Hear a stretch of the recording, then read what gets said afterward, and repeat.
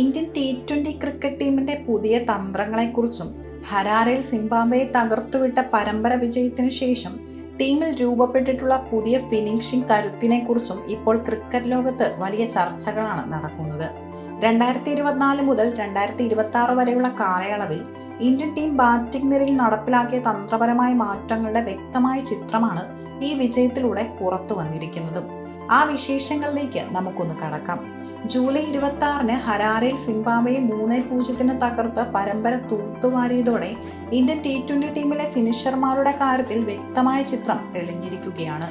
2024-2026 കാലയളവിൽ ഡെത്ത് ഓവറുകളിൽ ടീമിനെ വിജയത്തിലേക്ക് നയിക്കാൻ റിങ്കു സിംഗും ശിവം ദുബെയുമാണ് പ്രധാനമായും രംഗത്തുള്ളത്. പുതിയ നേതൃത്വത്തിന് കീഴിൽ ടീമിന്റെ തന്ത്രപരമായ മാറ്റങ്ങളുടെ കൃത്യമായ സൂചന കൂടിയാണ് ഈ യുവതാരങ്ങളുടെ തകർപ്പൻ പ്രകടനം. എതിരാളികളുടെ തന്ത്രങ്ങളെ പൊളിച്ചെഴുതാൻ പോകുന്ന മികച്ചൊരു ബാറ്റിംഗ് നിരയാണ് ഇപ്പോൾ ഇന്ത്യക്കുള്ളതും.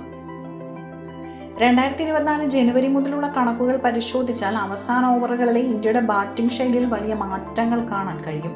മത്സരങ്ങളെ സമ്മർദ്ദഘട്ടങ്ങളിൽ ഡോട്ട് ബോളുകൾ പരമാവധി കുറയ്ക്കാനും കൂടുതൽ ബൗണ്ടറികൾ കണ്ടെത്താനുമാണ് ടീം ഇപ്പോൾ മുൻഗണന നൽകുന്നത്. എതിർ ടീം ബൗളർമാരെ തുടക്കം മുതൽ തന്നെ സമ്മർദ്ദത്തിലാക്കുന്ന ഈ ശൈലി ഇന്ത്യക്ക് വലിയ രീതിയിൽ ഗുണം ചെയ്യുന്നുണ്ട്. മിഡിൽ ഓവറുകളിൽ സ്പിന്നർമാരെ കരുത്തുറ്റ രീതിയിൽ നേരിടാൻ ശിവം ദുബെയുടെ പ്രകടനം ടീമിന് വലിയ തുണയാകുന്നുണ്ട്.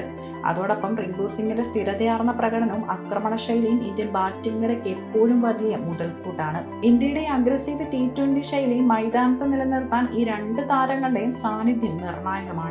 ഡെത്ത് ഓവറുകളിൽ 175-ന് മുകളിൽ തകർപ്പൻ സ്ട്രൈക്ക് റേറ്റുമായി റിങ്കു സിംഗ് ആണ് നിലവിൽ ഈ പട്ടികയിൽ മുന്നിൽ നിൽക്കുന്നത്.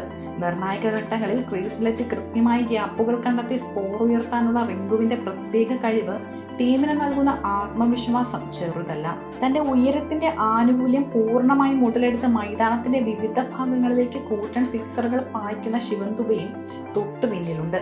ഇവർക്ക് പുറമെ ഏത് പൊസിഷനിലും ഇറങ്ങി ബാറ്റ് ചെയ്യാൻ കഴിയുന്ന ഓൾറൗണ്ടർ അക്സർ പട്ടേൽ കൂടി ചേരുമ്പോൾ ടീമിന് ആവശ്യമായ മികച്ചൊരു ബാലൻസ് കൈവരുന്നു.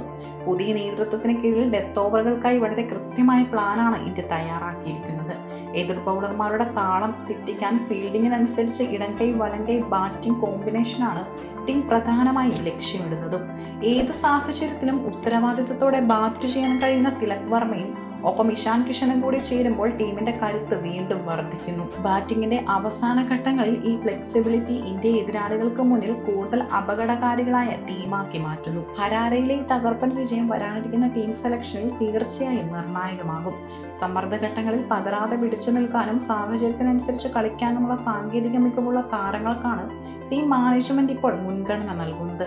ഒരുപക്ഷെ ടോപ്പ് ഓർഡർ പരാജയപ്പെടുന്ന ഘട്ടങ്ങൾ ഉണ്ടായാൽ പോലും ഇഷാൻ കിഷനെ പോലുള്ള വിശ്വസ്തരായ താരങ്ങളുടെ സാന്നിധ്യം ടീമിന് മികച്ച സുരക്ഷയൊരുക്കും. വരാനിരിക്കുന്ന ആഗോള ടൂർണമെന്റുകളിലെ സീഡിങ്ങിലും ഔദ്യോഗിക റാങ്കിങ്ങിലും ഈ തന്ത്രപരമായ മാറ്റങ്ങൾ വലിയ സ്വാധീനം ചെലുത്തുമെന്നതും ഉറപ്പാണ്. 2026 T20 ലോകകപ്പ് ലക്ഷ്യമിട്ടുള്ള വ്യക്തമായ റോഡ് മാപ്പുമായാണ് ഇന്ത്യ ടീം ഇപ്പോൾ മുന്നോട്ട് പോകുന്നത്.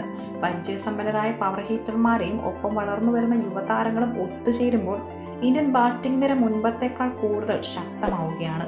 ടീമിനുള്ളിലെ ഈ ആരോഗ്യകരമായ മത്സരം വരാനിരിക്കുന്ന വലിയ ടൂർണമെന്റുകളിൽ ഇന്ത്യക്ക് വലിയ രീതിയിൽ ഗുണം ചെയ്യുമെന്നും നമുക്ക് പ്രതീക്ഷിക്കാം. വരാനിരിക്കുന്ന ആഗോള ക്രിക്കറ്റ് മാമാങ്കങ്ങളിൽ ഇന്ത്യയുടെ കുതിപ്പിന് തന്ത്രപരമായ മാറ്റങ്ങൾ വലിയ കരുത്തേകുമെന്നതിലും തർക്കമില്ല.